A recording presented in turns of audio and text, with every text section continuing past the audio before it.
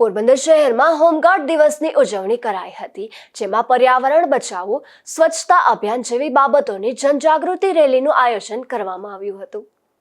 6 December home guard સ્થાપના દિન નિમિત્તે પોરબંદર જિલ્લામાં સાપ્તાહિક ઉજવણી કરવામાં આવી હતી, જે ઉજવણીમાં પોરબંદર, માધવપુર, બગવદર, રાણાવાવ અને કુતિયાણા ખાતે શપથવિધિ, રૂટ માર્ચ, બ્લડ ડોનેશન, વૃક્ષારોપણ તથા સફાઈ કાર્યક્રમ યોજવામાં આવ્યા હતા। તેમજ પર્યાવરણ બચાવો અને સ્વચ્છતા અભિયાન જેવી બાબતોની જનજાગૃતિ રેલીનું આયોજન કરવામાં આવ્યું હતું। પોરબંદર હોમગાર્ડ યુનિટ દ્વારા આશીર્વાદ દિવ્યાંગ પુનઃવસન કેન્દ્ર તથા બધિરાંગ દિવ્યાંગ બાળકોના તાલીમ કેન્દ્રના બાળકોને કીટ વિતરણ કરવામાં આવી હતી। તો વર્ષ દરમિયાન પ્રશંસનીય કામગીરી કરનાર હોમગાર્ડનું જિલ્લા કમાન્ડન્ટ જીતેન્દ્ર જોશી તથા second in command Trilok Kumar Thakar તથા ઓફિસર કમાન્ડિંગ પોરબંદર જે રામદત્તી દ્વારા પ્રમાણપત્ર આપી સન્માન કરવામાં આવ્યું હતું।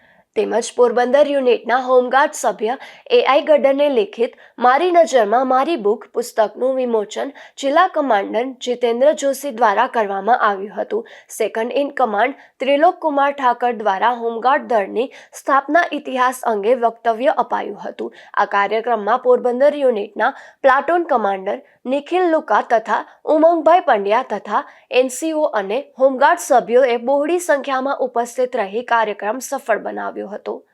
નિપુલ પોપટ સાથે અશોક ઠાણકી, ગુજરાત ન્યૂઝ, પોરબંદર।